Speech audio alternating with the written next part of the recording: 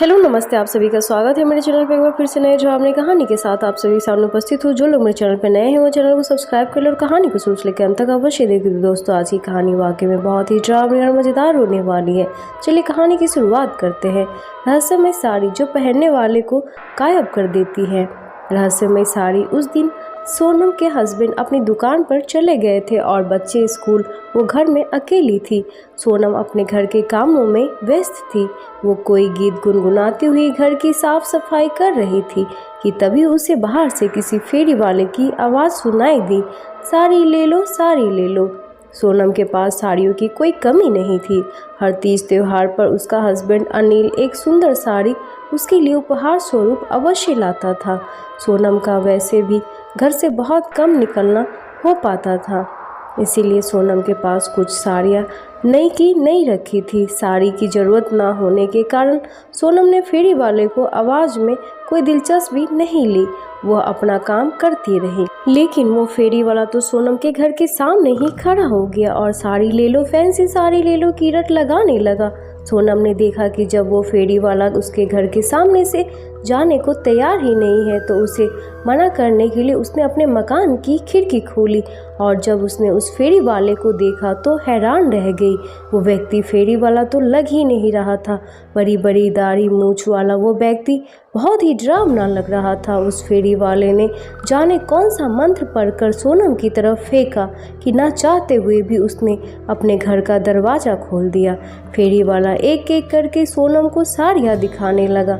सोनम को एक साड़ी पसंद आ गई, लेकिन वो उसे बहुत महंगी लग रही थी। सोनम ने फेरी वाले को कहा, मेरे पास इतने रुपए नहीं है कि मैं ये साड़ी ले पाऊँ। ले जाइए अपना साड़ियाँ, मैं नहीं खरीद पाऊँगी। लेकिन वो फेरी वाला तो साड़ी बेचने के लिए ठान कर ही आया था। उसने कहा कि ये साड़ी वैसे तो 2000 रुपये की है, लेकिन आपके पास जितने भी रुपये हैं दे दीजिए। सोनम ने कुछ सोचकर कहा कि मेरे पास तो केवल 500 रुपये ही है। यदि इतने रुपये में साड़ी बेचना है तो दे जाओ। वो फेरी वाला 2000 वाली साड़ी केवल 500 रुपये में देने के लिए मान गया। सोनम को आश्चर्य हुआ कि ये फेरी वाला 2000 वाली साड़ी 500 रुपये में देने के लिए कैसे राजी हो गया। कहीं इस साड़ी में कोई खोट तो नहीं। ये सोचकर जैसे ही उस साड़ी को सोनम ने छूकर देखना चाहा, वो फेरी वाला क्रोधित हो गया। अपनी आंखें निकालकर कहा, नहीं अभी नहीं, साड़ी मत छुओ। मेरे जाने के बाद साड़ी को छूकर देखना। सोनम ने पूछा, ऐसा क्यों? फेरी वाले पहले शक पकाया कि सोनम के इस सवाल का क्या जवाब दे, फिर बोला, मुझे ज़रा जल्दी है और साड़ी का दाम दो, मैं जाऊं। उस फेरी वाला का स्वभाव सोनम को कुछ अजीबोगरीब लगने लगा था। वो घर पर अकेली थी, इसीलिए उस फेरी वाले से अधिक बहस ना करते हुए उसकी साड़ी के दाम दे दिए ताकि वह यहाँ से चलता बने। उस फेरी वाले के जाने के बाद सोनम ने सबसे पहले अपने घर का दरवाज़ा बंद किया। सोनम ने जैसे ही उसे अपने हाथ में लिया कि साड़ी बोल पड़ी, ले ली हो तो पहन लो, ले ली हो तो पहनो। सोनम आश्चर्य में पड़ गई कि यह साड़ी कैसे बोल रही है। वो उस साड़ी को अब लौटा देना चाहती थी, इसीलिए उसने घर का दरवाज़ा खोलकर उस फेरी वाले को बुलाना चाहा, लेकिन वो आसपास कहीं भी नहीं था। साड़ी के बार बार कहने पर कि ली हो तो पहनो, ली हो तो पहनो सुनकर सोनम बुरी तरह डर गई, लेकिन उसने वो साड़ी नहीं पहनी।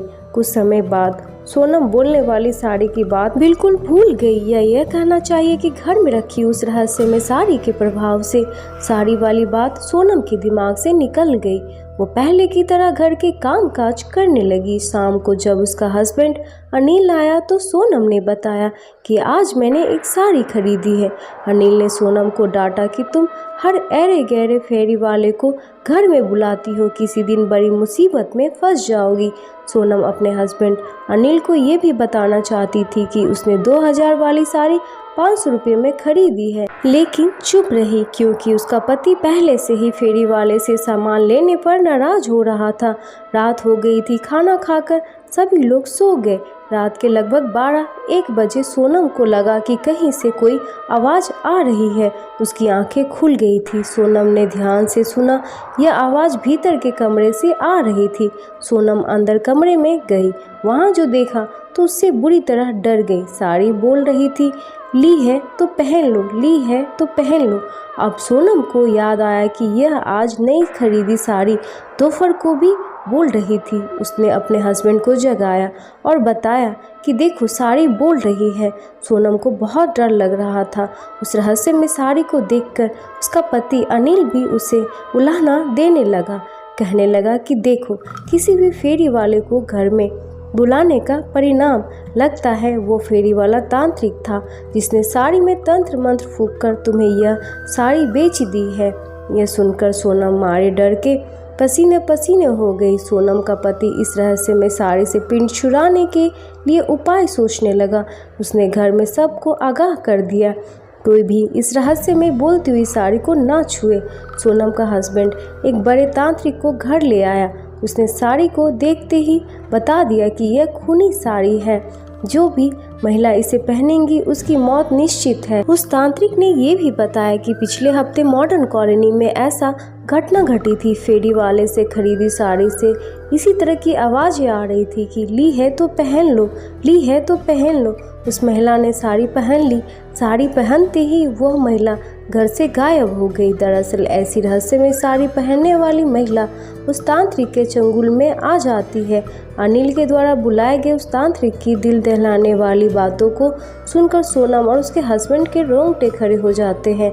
सोनम सोच रही थी कि यदि वो उस साड़ी को पहन लेती तो ना जाने क्या होता उसका हश्र।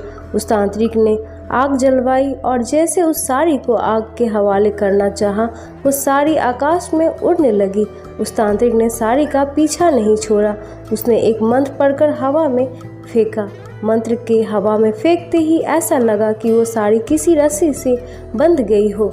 जैसे जैसे वो तांत्रिक अपना हाथ उठाया, हाथ नीचे ला रहा था, साड़ी भी नीचे आ रही थी। धीरे धीरे वो साड़ी नीचे आकर आग में गिर गई। साड़ी के आग में गिरते ही जोर का एक धमाका हुआ। तांत्रिक ने बताया कि यह उस फेरी वाले का तिलस्म था जो टूट चुका है। तो दोस्तों, आज की हॉरर स्टोरी आपको कैसी लगी प्लीज़ मुझे कमेंट करके बताएं। और आप किस तरह की कहानी को देखना सुनना पसंद करते हैं ये भी मुझे कमेंट करें। मैं अवश्य ही आपके लिए वो कहानी लेकर के आऊँगी। अपना ख्याल रखें। मिलते एक ऐसे नई डरावनी कहानी के साथ। Thank you for watching.